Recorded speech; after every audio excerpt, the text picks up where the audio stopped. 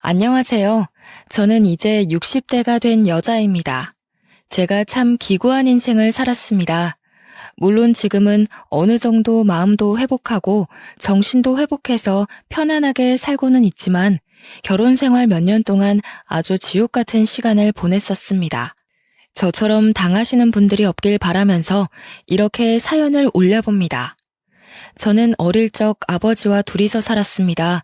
화가였던 아버지는 매일같이 물감 냄새를 풍기면서 다니셨죠. 그림 실력이 꽤 좋은데도 불구하고 잘 나가는 그런 화가는 아니었습니다. 그저 묵묵히 작품을 그려나가는 분이셨죠. 어머니에 대한 기억은 전혀 없었습니다. 아버지는 그냥 처음부터 어머니는 없었던 것처럼 그렇게 저를 키우셨어요. 저도 언젠가부터는 어머니에 대한 모든 걸 함구하고 아버지와 행복한 시간을 보내려고 했죠. 저는 아버지의 사랑을 듬뿍 받으며 자랐습니다. 화가인 아버지가 무색할 만큼 그림에 실력이 없었던지라 저는 그저 화실에서 아버지의 그림을 감상하는 정도로 만족했죠. 무명이셨던 아버지였기에 저희 집의 살림은 그렇게 좋지 못했습니다. 다행히도 그때 당시 동네 어르신들이 끼니를 챙겨주셨기에 저희는 감사한 마음으로 배를 채울 수 있었습니다. 화실 건물 1층에 있는 슈퍼집 할머니께서 저를 참 많이 챙겨주셨어요. 제가 소풍을 갈 때면 대신 김밥을 싸주시기도 하셨고요.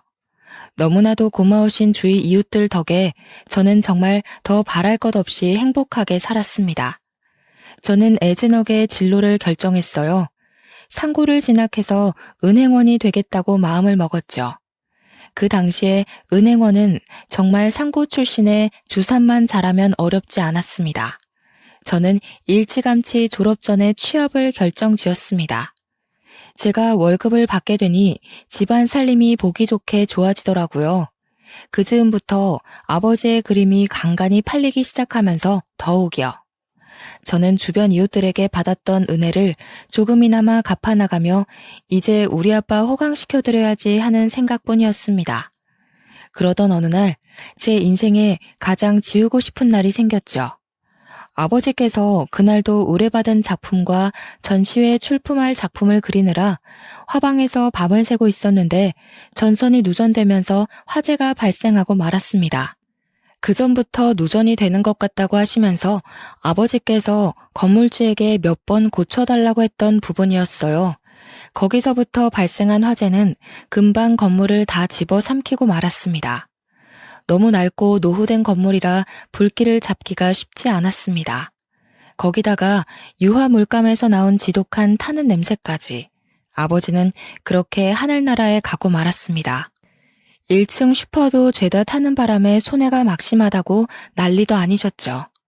저와 슈퍼 할머니는 건물주를 찾아갔고 누전된 것을 인정하라 했지만 건물주는 지독하게도 우리 아버지를 방화범으로 몰아갔습니다. 그 건물이 다 타버리는 바람에 나도 알거지가 되었다고.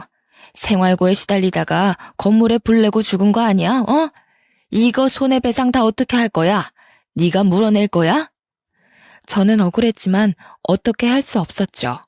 다행히 방화인지 아닌지 조사하러 나온 소방서 측에서 누전으로 인한 화재가 맞다는 걸 밝혀주어 누명까지는 쓰지 않았습니다.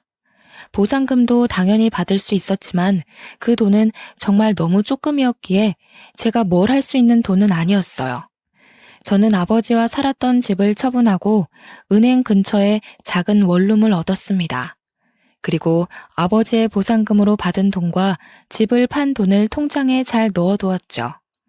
당시에 집을 처분하면서 아버지의 유품들을 정리하였는데 참 아이러니하게도 아버지가 돌아가시자 아버지의 그림을 찾는 사람들이 늘어나더라고요. 유작은 값이 몇 배나 올랐다고 했습니다. 저는 그런 사람들에게도 너무나도 상처를 받았죠. 저에게 아버지 작품 남는 것 없느냐 팔아라 하는 사람들도 있었고요. 저는 집에 몇 개 없던 작품 중 마음에 들었던 딱 한 가지를 제외하고는 전부 기증을 했습니다. 한간에서는 그게 얼마짜린데 그런 미친 짓을 하느냐고 했지만 아버지가 원하지 않았을 것 같았습니다. 그래서 딱 한 작품만 제가 애지중지 챙겼죠. 저는 너무 외로웠습니다. 저를 항상 챙겨주던 아버지가 없으니 그 빈자리가 너무 크더라고요. 이제 부모도 없는 고아가 되었구나 하는 마음까지 들고요. 그래서 당시에 은행에서 일을 하면서 알게 된 손님과 결혼을 하게 되었습니다. 저에게 꽤 오랜 시간 대시를 했던 남자였어요. 정말 도피성 결혼이었죠. 저는 애정도 별로 없었고 그 남자 혼자 저를 졸졸 쫓아다닌 것이었으니까요. 하지만 막상 혼자가 되니 그 애정이 너무 고마웠고 그러다가 저도 마음을 열게 된 것이었어요. 저는 부모가 없어 상견례 자리도 없이 그냥 시댁에만 인사를 드리고 결혼 준비를 했고요. 집을 구하려고 했는데 시댁에서 합가를 하자고 하더라고요. 어차피 맞벌이 아니냐면서 집에 있을 시간도 얼마 없을 텐데 굳이 분가를 하려고 하냐는 말에 저는 그냥 알겠다고 했습니다. 아버지와 둘이서만 살아본 게 달아서 북적북적한 집도 좋을 것 같았어요. 저는 아이도 될 수 있으면 많이 낳고 싶었거든요. 제 짐을 거의 다 처분하고 가구만 몇 개 새로 드리고 아버지 그림을 들고 시댁에 이사를 가게 되었습니다. 남편과 함께 쓰면 된다고 알려주신 방의 상태는 그닥 좋지 못했어요. 아무래도 집이 많이 낡기도 했고요. 그래도 부모님 같은 존재와 함께 살 수 있다는 게 조금 두근거리긴 했습니다. 도피성 결혼이 얼마나 무서운 거냐면요. 한 번 하고 나면 두 번 도망갈 생각을 잘 못하게 되더라고요. 저는 결혼식을 올린 그 다음 날부터 어마어마한 시집살이에 시달려야 했어요. 현실에서 도망가고 싶어 결혼했는데 이제는 결혼해서 도망가고 싶어졌죠. 하지만 도망갈 수가 없었습니다. 한 번 실패하고 나니 두 번 도망은 더 두려워지더라고요. 그 와중에 은행에서 저를 정직원으로 쓰지 않고 이번 연도 계약이 끝나면 연장을 하지 않겠다고 통보해 왔어요. 저는 2달도 남지 않은 시점에서 다시 취업을 준비해야 했죠. 맞벌이 운운하면서 합가를 시키더니 남편은 돌연 사표를 내고 집에서 놀고 먹기 시작했습니다.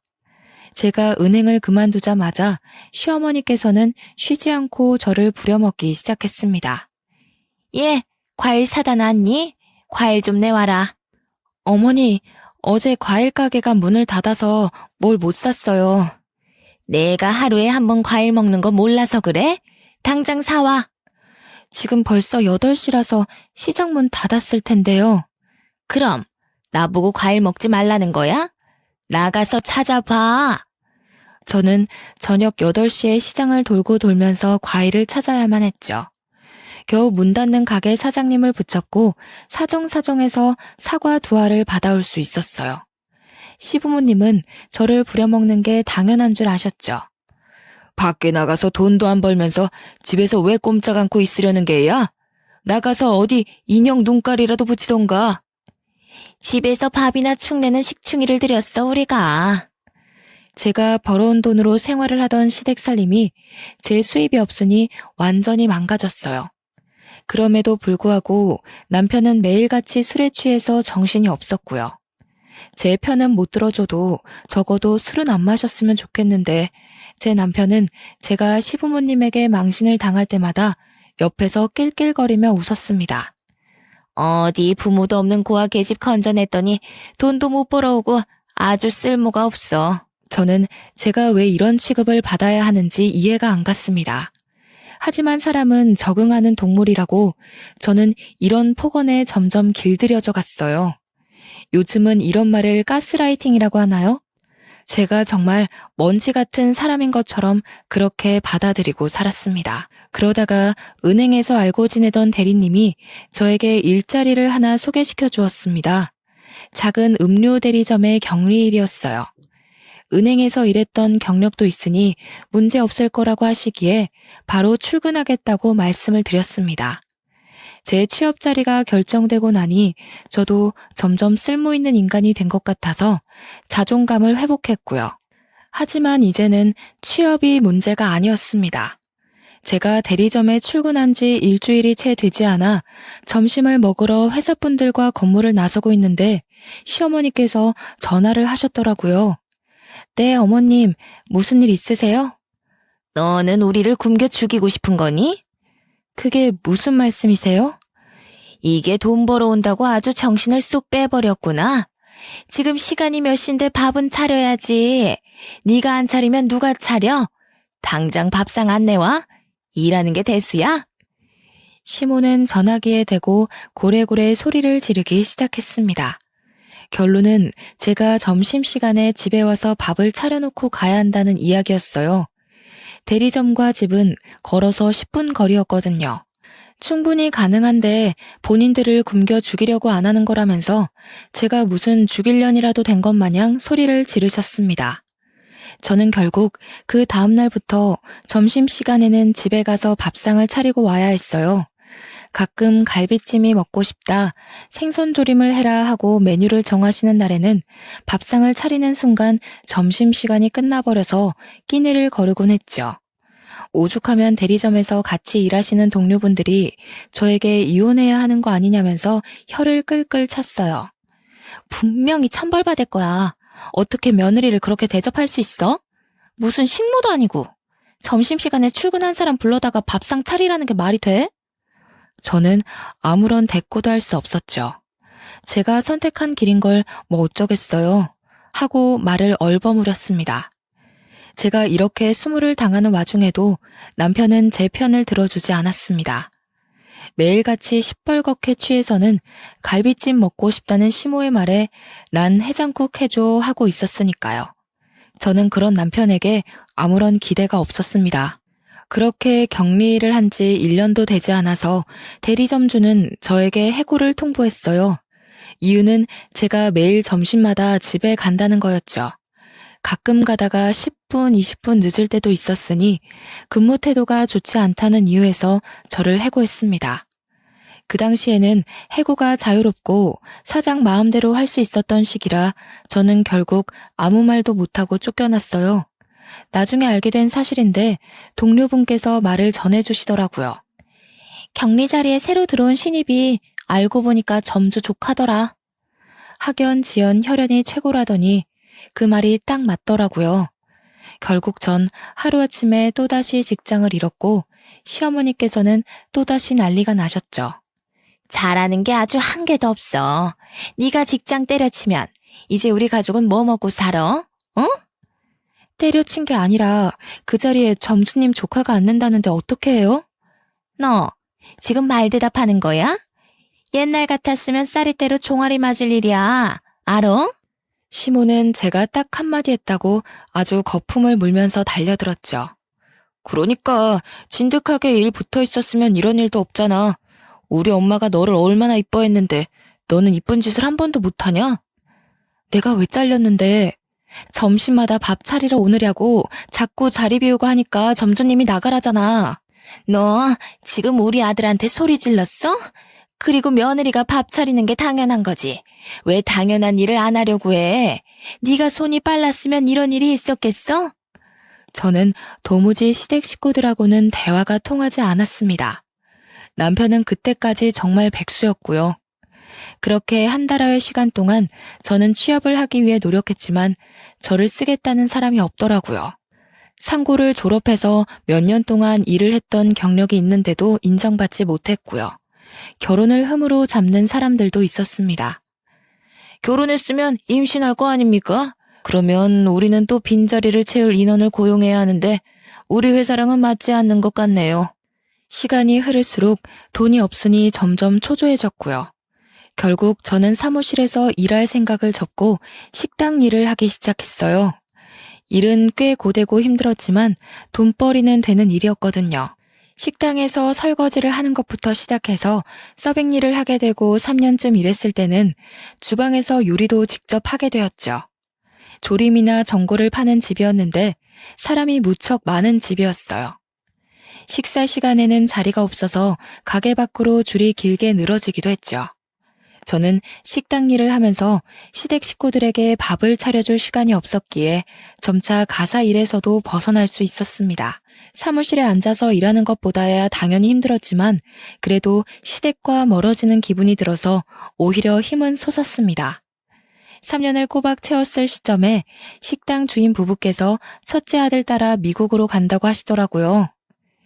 요즘 아메리카 드림이라고 해서 다들 떠나더라고. 우리 아들도 떠난다는데 우리 보고 이제 같이 살자고 하지 뭐야? 한국 생활이 그립긴 하겠지만 우리도 그간 식당 운영하면서 고생하기도 했고 그래서 말인데 식당을 내가 처분하려고 하는데 이거 인수할 생각 있어? 이 식당을 인수하는 말이에요? 이래 봬도 우리가 장사는 기가 막히게 잘해서 단골도 많고 한 달에 버는 돈도 꽤 많어. 내가 전부 다 오픈할 수는 없지만 식자재비랑 공과금, 직원 월급 이런 거 빼고도 대충 3,400만 원은 들어와. 저는 솔깃했어요. 은행에서 일할 때도 대리점에서 일할 때도 기껏 벌어봐야 120만 원이었는데 3,400만 원이면 도대체 몇 배예요.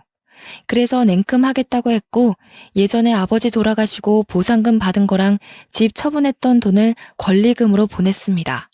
그런데 좀 문제가 있었어요.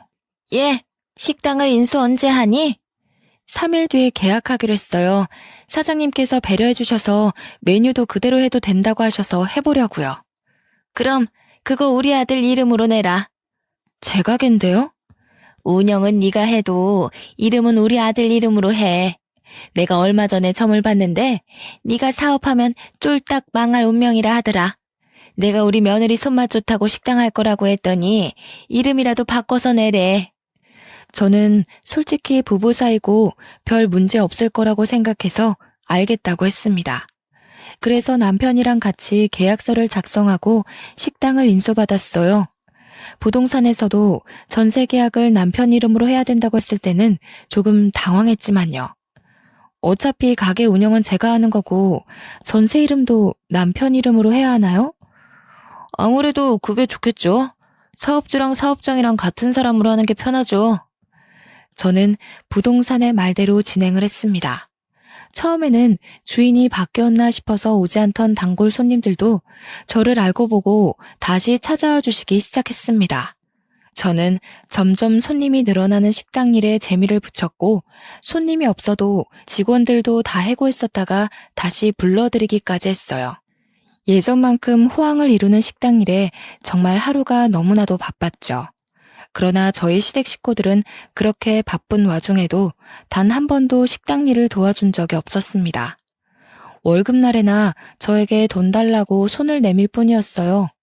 남편 이름으로 낸 식당이기에 남편이 도와주지 않을까 기대를 품기도 했지만 남편은 단 한 번도 와서 도와준 적이 없었습니다. 어느 날부터는 식당에 와서 점심 저녁을 먹더라고요. 제가 전골이랑 찜 종류를 팔았는데 허구한 날 와서 밥만 축 내고 가니 저희 직원 아줌마들도 저를 참 불쌍하게 보더라고요. 젊은 사장, 내가 진짜 저런 사람들 많이 봐서 아는데 하루라도 빨리 탈출해. 돈도 잘 벌고 일도 야무지게 하는데 어쩌다가 저런 인간들한테 걸렸어.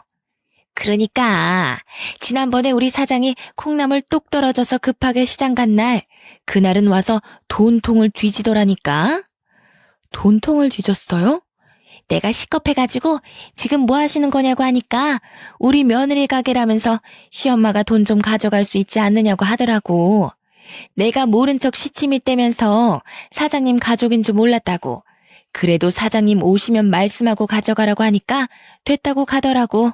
어차피 돈통 열쇠도 없으니까 못 가져갔겠지.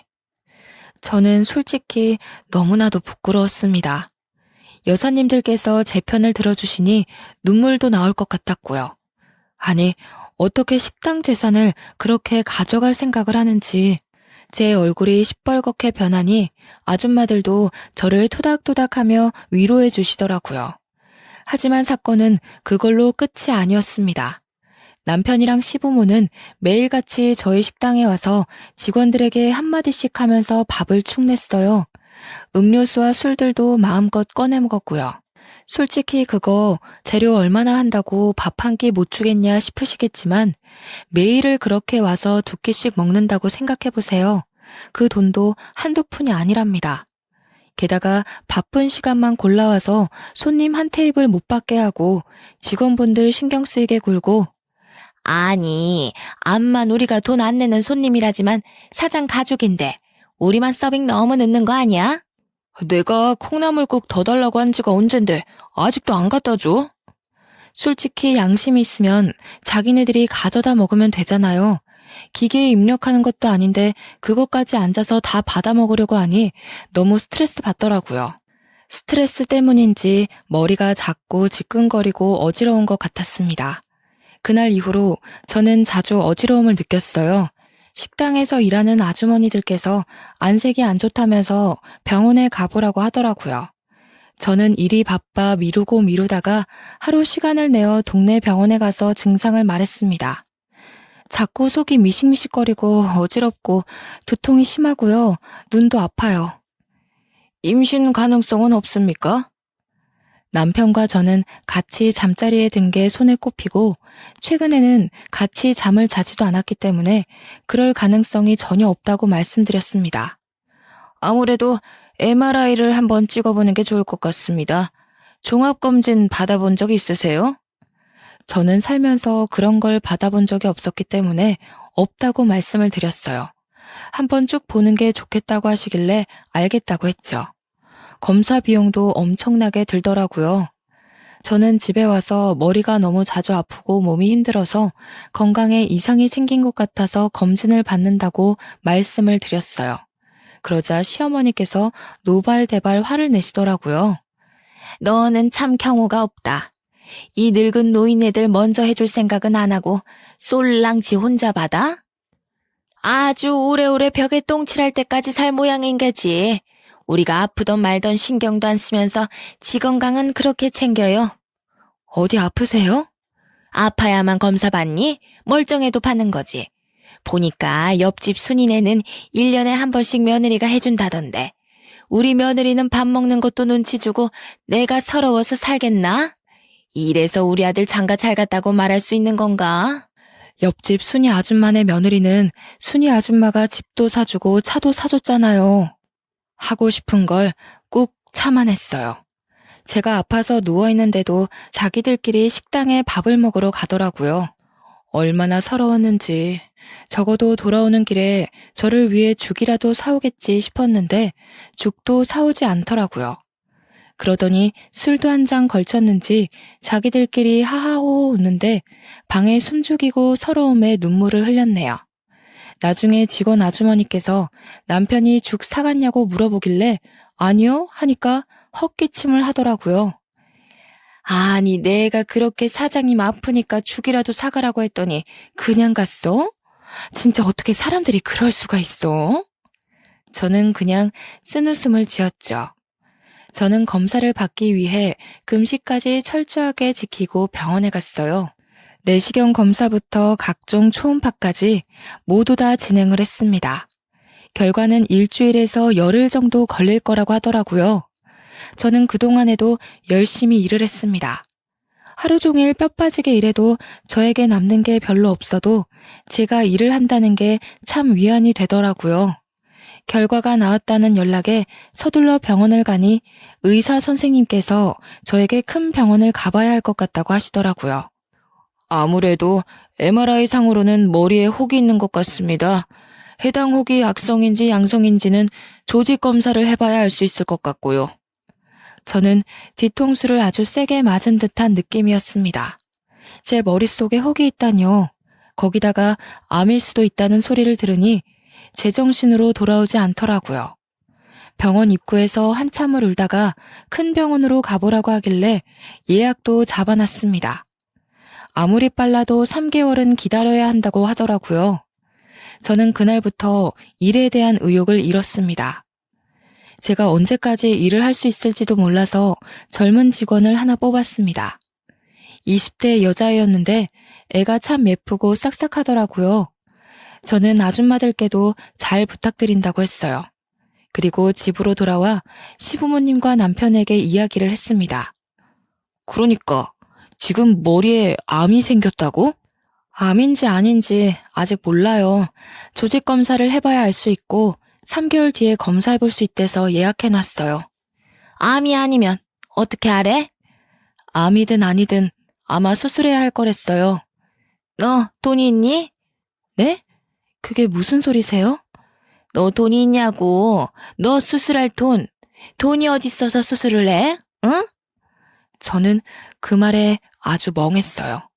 제가 번 돈은 족족 시댁에서 가져갔고 저는 모아둔 돈도 없었습니다. 제가 그건 벌었던 돈, 보증금, 뭐 할 거 없이 전부 가게에 쏟아 부었으니까요.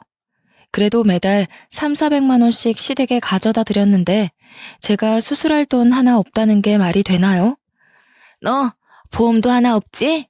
애가 맹해가지고 이럴 때 보험이라도 하나 있었으면 네 남편 기도 살고 얼마나 좋아. 도대체 제 보험으로 남편이 기가 살 일이 뭐가 있나요? 그거야말로 제가 죽었으면 좋겠다는 말을 돌려 말한 것이나 다름없었습니다. 저는 암이라고 확진이 된 것도 아닌데 너무 슬퍼서 눈물이 났어요. 한바탕 눈물을 쏟아내니 남편이 저를 경멸스러운 얼굴로 보더라고요. 보험도 하나 안 들어놓고 뭐 했어? 너 병원 들어가면 식당 일은 누가 해? 설마 나나 우리 부모님한테 시킬 건 아니지? 저는 그 뒤로 입을 닫았습니다. 그리고 계속해서 식당 일을 했어요. 대화를 하고 싶지도 않았고 같은 공간에 있고 싶지도 않았습니다. 여전히 시댁 식구들은 밥을 먹으러 왔고 저는 대꾸조차 해주지 않았습니다. 저희 식당에 새로운 직원 여자애가 살갑게 가서 서빙을 하더라고요. 맘 같아서는 서빙도 해주지 말라고 이야기하고 싶었지만 그런 말조차 하기 싫었습니다. 그냥 그렇게 주구장창 식당 일을 하다 보니 3개월이 지났고 저는 병원에 갔습니다. 조직 검사를 통해 암이 아닌 혹이고 수술만 하면 두통과 울렁거림도 사라질 거라는 이야기를 들었습니다. 저는 일단 돈이 필요했기 때문에 시댁에 가서 마지막으로 이야기를 하기로 했어요. 수술만 하면 아무 문제 없다고 해서 수술하기로 했어요. 수술비는 있냐고. 제가 그동안 매달 3,400만 원씩 가져다 드렸는데 그 돈은 다 어디다 쓰셨는데요? 이미 줘놓고 뭘 이제 와서 달라 그래. 없어. 내가 배를 째도 없으니까 그런 줄 알아. 진짜 가지가지 한다. 무슨 혹 달 게 없어서 머리에 혹을 달아? 야, 더 이상은 너랑 못 살겠다. 우리 이혼하자. 지금 나한테 이혼이라고 그랬어?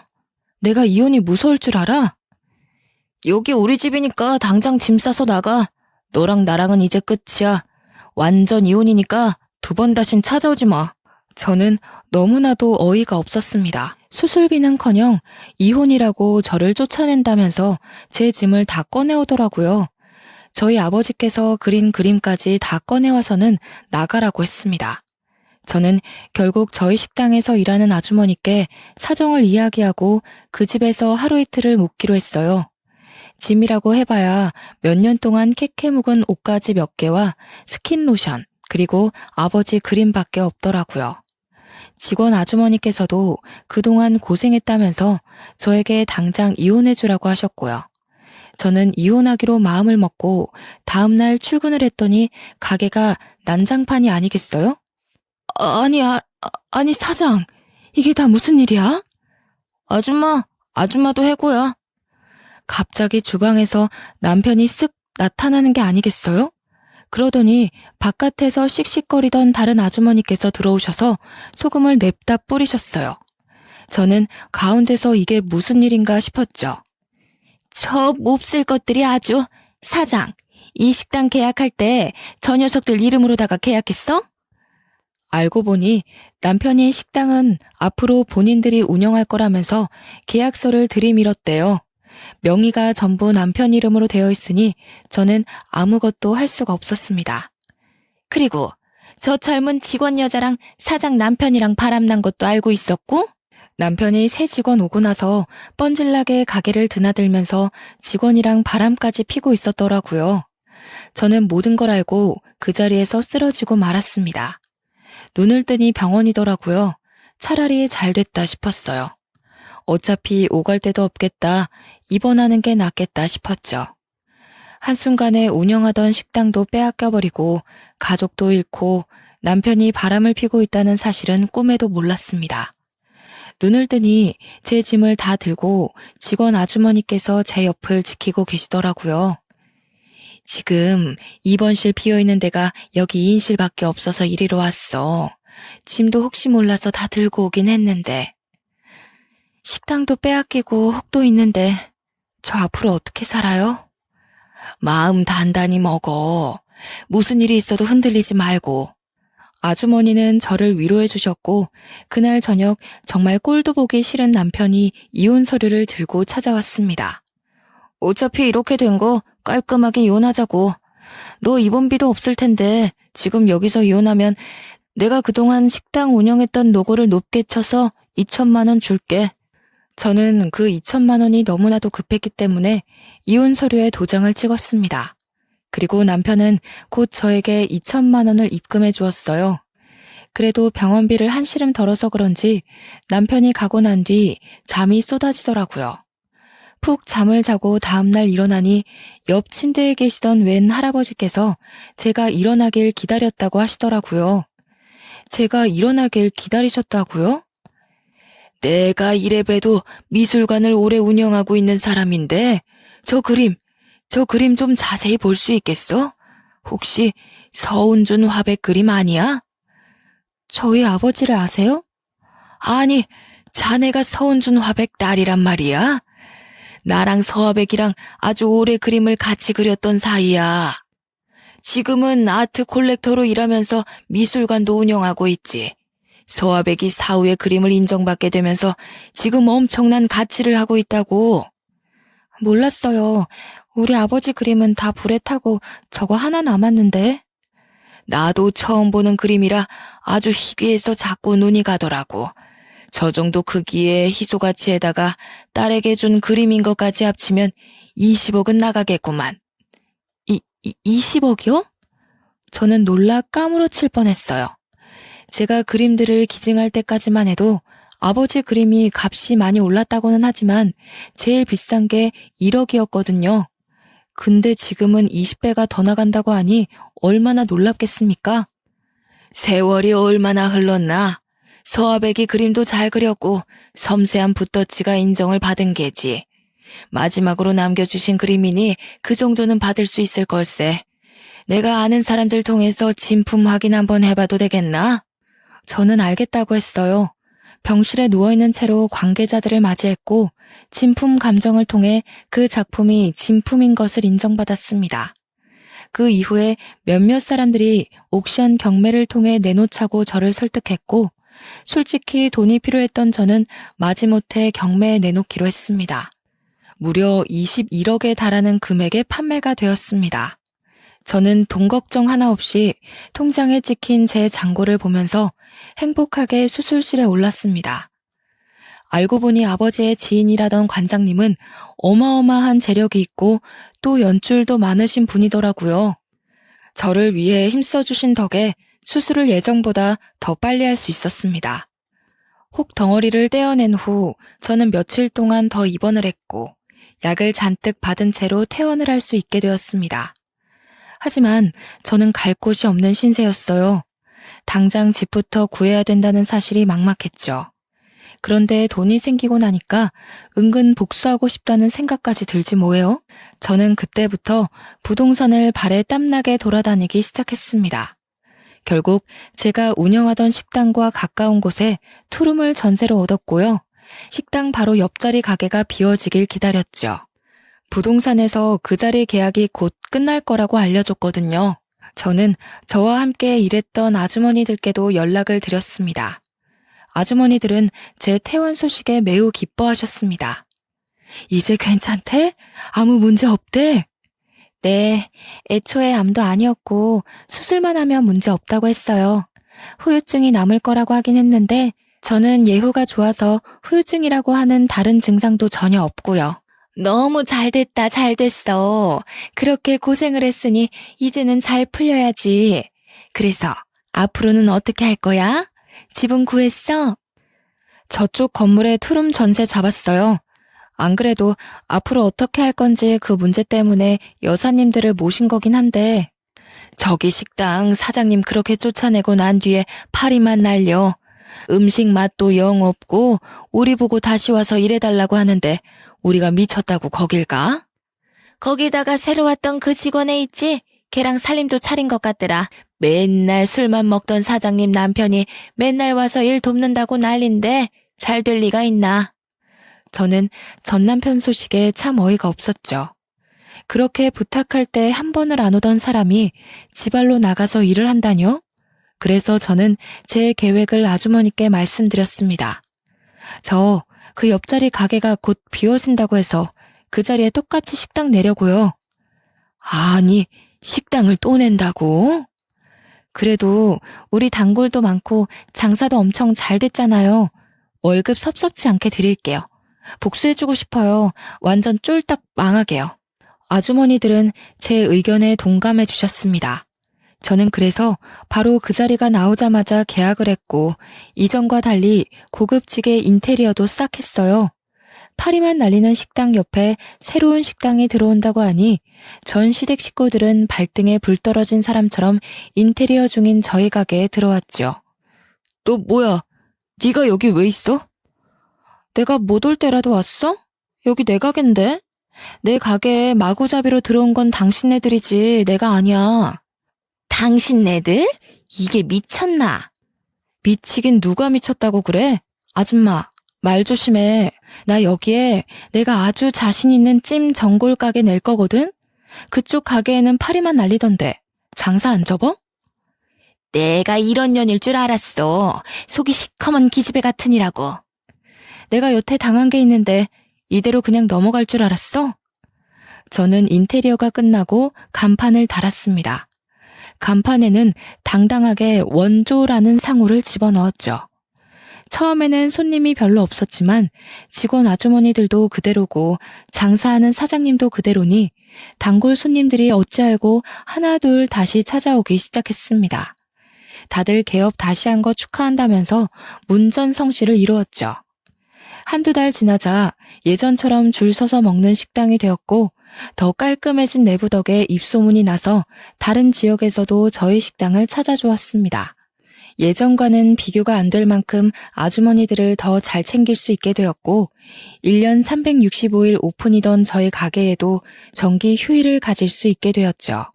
전 시모는 심술이 가득한 채로 저에게 찾아왔습니다.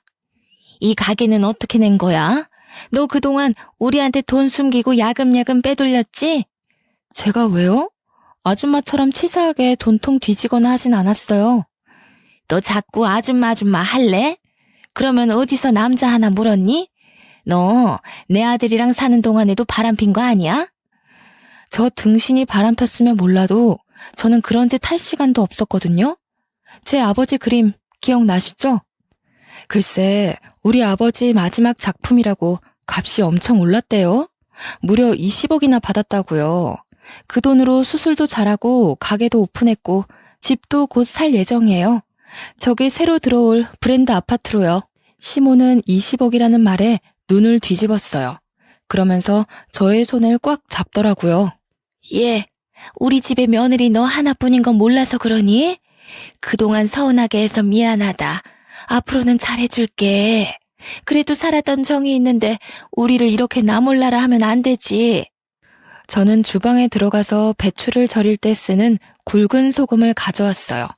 그리고는 전 시모를 향해 소금을 뿌렸습니다. 눈에 들어갔는지 따갑다면서 난리를 치고 물을 찾더라고요. 그래서 정수기에서 물을 받아 시모에게 뿌려버렸습니다. 너 이게 뭐 하는 짓이야? 당장 꺼지지 못해? 어디 뚫린 입이라고 앞으로는 잘해줄게? 우리 며느리? 내 눈에 띄면 경찰 불러서 해결할 거야. 알겠어? 시모는 제가 역정을 내며 소리를 지르자 그대로 뒷공문이 빠지게 도망을 갔습니다. 옆에서 지켜보던 저희 직원 아주머니들께서 박수를 짝짝 쳐주셨고요. 저도 체증이 확 내려가는 기분이 들더라고요. 전 남편이 씩씩거리면서 식당 문을 열려고 하길래 바로 굵은 소금을 뿌렸습니다. 자꾸 이렇게 찾아오면 정말 영업 방해로 신고할 거야. 나한테 찾아오지도 말고 내가 그동안은 멍청해서 당했지만 이제는 절대 안 당해. 그 뒤로 전 시댁 식구들은 망한 식당 빚만 잔뜩 늘어 보증금도 제대로 건지지 못하고 접었다고 했습니다. 저는 여전히 그 자리에서 든든한 저의 새 식구들, 직원 아주머니들과 함께 식당 영업 잘하고 있고요. 이래서 사람이 복을 쌓고 살아야 하는 건가 봅니다. 사연을 들어주신 여러분들도 주위 사람들을 잘 챙기면서 복을 쌓고 삽시다. 감사합니다.